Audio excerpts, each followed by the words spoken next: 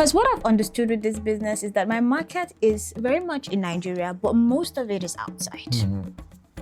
Because you see the way they value this product. They want it. They just want it. Okay, so I have a few customers right now, just one in every state. But if I'm able to push it, I have trainings that I'm going for, mentorship courses. I also have some funnel classes. So people like this, they already have the wholesale market and they can really hold your hands and show you how to go through it. But that involves money. Yeah. So I have to invest in that marketing. Good day, everyone. Welcome to Smart Growth.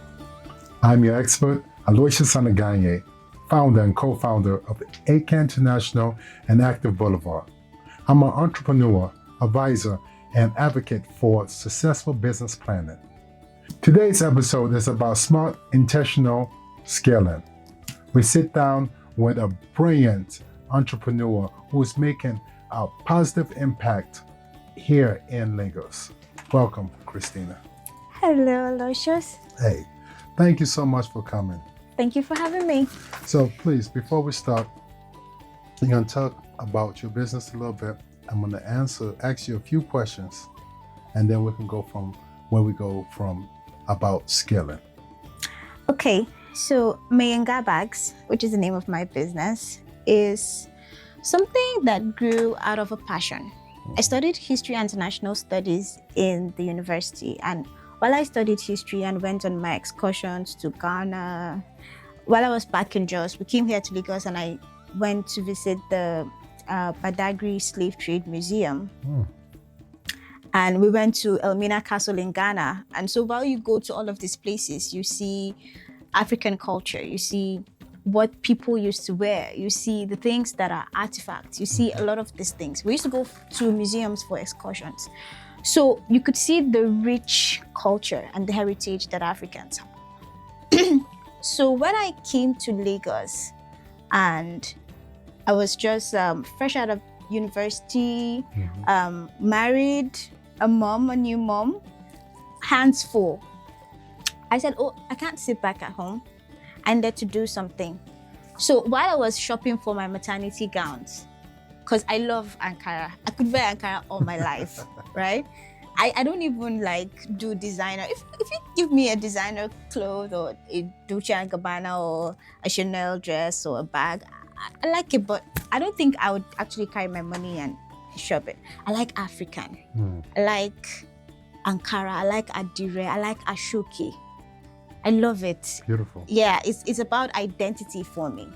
So it was easy for me to get into this line of business because aside the fact that it's something I love, I wanted to also showcase that African fashion is brilliant. It's more brilliant than the so-called designer clothes. So that was how I came about MaiYanga Bags. It was, for me, a way to promote our voice and to say, look, we can also compete with the big people out there. So yeah, that was it. That's a beautiful story. Thank you. I commend you for seeing a vision, having a vision and stepping into it. Thank you. So far, we talked about your story. Yeah. Let's talk about where we at. Yeah. I'm going to ask you a few questions now. How many loyal clients or buyers do you currently have? Loyal. Loyal. Notice I use the word loyal. Yeah, so that's the word. Loyal, keep coming back no matter what. They're stuck to me like glue on paper. Let's say 20. 20, okay. Yeah. All right, that's pretty good. And what is your strategy to kind of attract doubling that? So storytelling, right, is at the forefront of marketing right now. So one of my strategies is using storytelling on social media, and even just when I go out for all these pop markets and all these flash sales that people do. I don't know if you saw what I think it was It was EcoBank. They did Adire. There was like, Yeah, I saw that. So things like that, okay? But outside that, that is like me on site. But beyond the shores of Nigeria, storytelling on social media is one big one. You see how much rave and how much noise this Ojodueba festival. Amazing. I was there. Oh my God, you were there? I was there. I was part of the rave and noise. Oh my God. I really wish I was there. Things like that. So it shows you that people are beginning to accept the Nigerian culture and then love it and celebrate it. Okay, so storytelling and pushing that narrative is one way. Okay, so because most times why people don't use our product is because number one, they feel like they're not the right quality. We don't have, so when you pick up a bag and you tell someone that, oh, this is fantastic, this is a fantastic bag, this is very durable, this can carry your laptop, because this is made from raffia. Okay. So you can see how strong it is. I've had a bag like this, I've used it for like 3 years plus. Despite the fact that, you know, as long as you maintain it well, this could last you. And the uniqueness of it, you can't walk into a store and get this. There's a monopoly to the market. Okay. So all of this, okay, is what actually makes the market stand out. So if you can push that narrative enough for us to want to love our product and buy it and wear it with pride, trust me, I would be all over the place. All right. So I love the passion you have and the energy that you show for your products and also your company as well. Thank you. Saying that, I want to know the business side of it. Like, what is the average revenue per client or sale do you get? So for every client, how much do you get from that individual? So my clients vary. I have my wholesale clients and then I have my retail clients that just buy one. I also do souvenirs for weddings. So like one of the big, I did a birthday, I had like 100 guests and I did clutch purses for them. Okay. Asooke clutch purses. So for someone like that, like a big event like that, I could get like, in terms of revenue, not profit. Or are you talking about profit? Revenue. Like how much money comes into the business. Say 400K, 500. Okay. Yeah. So for 100 people. Yeah. Okay. Yeah. All right. So depending on the product that they purchase. Yeah. And that depends on the season, right? That month to month. No, because this is Lagos State, and you know Lagos State are known for Owambe, so there's always something going down. Thing is, you need to know where it's going down and for you to have the right client. If it's a retail client, maybe again, if the person just buys this one of this, say 25, 30K.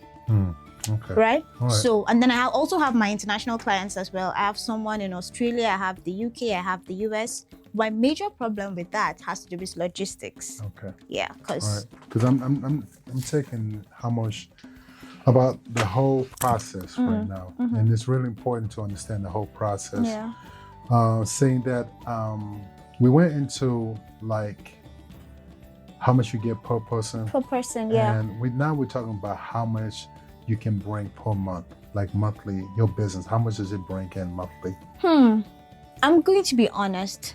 There's slow months. This business can just maybe get you 100K in a month. On really good months, we could hit like around 300. 300K. Yeah. Okay. So finally, this is the final part of the kind of structuring the plan. Kind of giving a growth plan that you have to double the revenue for the next year.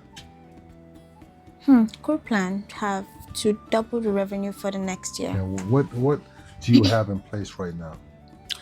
Well, like I said, I've not really explored, number one, social media sponsored arts. Because what I've understood with this business is that my market is very much in Nigeria, but most of it is outside. Because you see the way they value this product. They want it. They just want it. Okay, so I have a few customers right now, just one in every state. But if I'm able to push it, I have trainings that I'm going for, mentorship courses. I also have some funnel classes.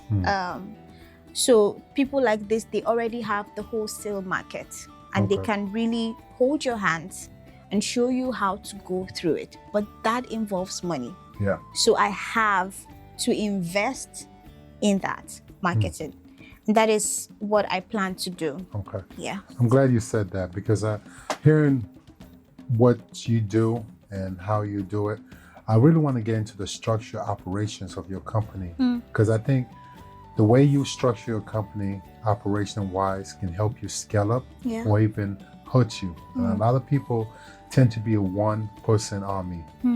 Everything they do, start to finish. And I think there's a tendency, especially when you start off, it's a needed thing, but to grow, you need to start to expand the people that are involved. What I hear is that you are the one who's going to do all these events or all these trainings. Am I right? Yes. Okay. So before you do that, I always advise, to be the jack of all trade is great. I think I am a jack of all trade, and always a master of none. But also I understand we'll go further. But it's always good to people to have that masters of that one. I don't know your situation, all right? So I'm thinking about, how do we scale you up without really diving where you are spending money. Yeah. But we kind of understand time is also money. Time is money. The time you spend to learn these skills will take you away from your company.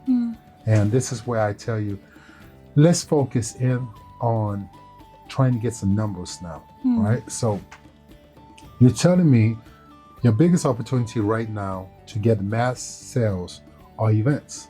Yeah. Right? Yeah. Events, pop-up exhibitions. And also the way of marketing them is what? Through social media. Social media, yeah. So you talked about experiences, right? So events are part of your experience. Yes. Events are part. I think you can mix that, be an added value to your company while you're building your marketing campaign. I think you can market your campaigns, events, those things. So now when you go to an event, you can highlight the expression of the bags and the people when they get it. And whoever's doing your video, like we talked about the festival in Ogun State. Yeah. They did a great job marketing that festival. Yeah. The feeling of being in a horseback. That was the whole idea about it. A lot of people thought about the clothes, but the horseback and the clothes, the riders and the clothes and the glasses, that was part of the whole event. Yeah. But when you go to do these events, let's focus in your purses, how it makes it feel, how they can put the money into the purse and secure their bag. Excuse me if I'm being slow. But I think marketing campaign has to be catered so it leads you not just for the sales, but it leads you on. A way I tell a lot of the entrepreneurs is create a system. But in order for you to create a system, a series of processes. So your first process would be, how do I make sale? How do I create the bag itself? That's the manufacturing process. Yeah. Next process is the marketing process. And the last part is the sales process. That's how we get to a business. So for me, I think you should sit down, say, okay, let's have one process to lead to this type of sales. So if it's going to be events, this is what we do for every event. So you can move to the next event. Okay. So you can move to the next event. So I'll give you an example.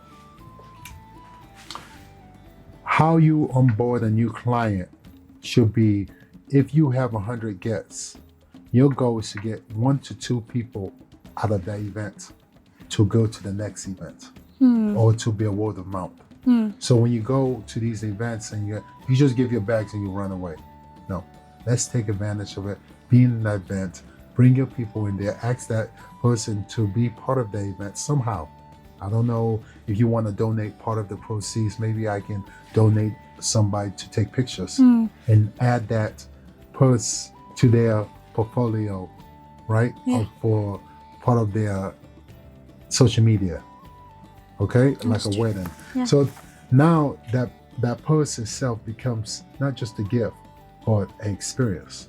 So add that in. But that should also lead into trying to find out how many people are interested in it, and you can find through the guest list, and you can get more information. I'm always about information gathering.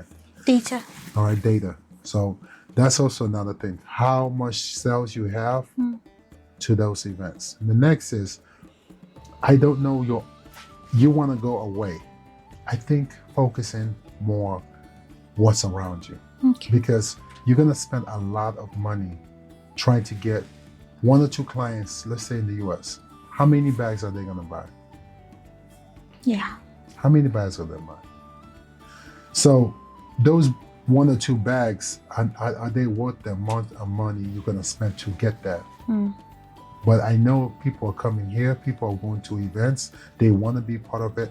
By highlighting these events, I think it will draw them in. Like myself, I went to the festival because they draw and focus them on that, all right? So I think getting the outliners are great, but I don't think that should be a focus, Okay. all right? Okay. The next thing is the stories behind the bags. Who makes them? Okay, I have producers. Are they individual producers? No, they well, just local artifact people that are into art. Fine. Yeah, And I think they are part of the storytelling as they well. are a So, very big part of and it. I think that can also highlight some of the people coming in and being part of it now. I don't advise you telling everybody where you get your supplies from, but I tell you part of the story, part of the find a way to interact them when the storytelling as you're going on. Create that whole storytelling atmosphere with your company, because I think that's a strong point. But I also think that your focus in should be more in around you. Okay. All right. Okay. All right. Before you start looking outside. Okay. Do you have anybody you can think to partner in to do some of the marketing and do some of the advertisement, or are you the one that does everything? Well, I do most of it, but now that because now that we're talking about it, I could really sit down and create a list of people that I can work with, that I can work with. Yes, I can. And I tell you, don't be afraid to go to universities. Okay. There are individuals in universities that are looking to do something and to grow and learn from. Okay. So while you're learning to do this, they're learning, and you people can grow together. Yeah. Young people are very talented in Nigeria. They are hungry. So don't be afraid to tap into that system.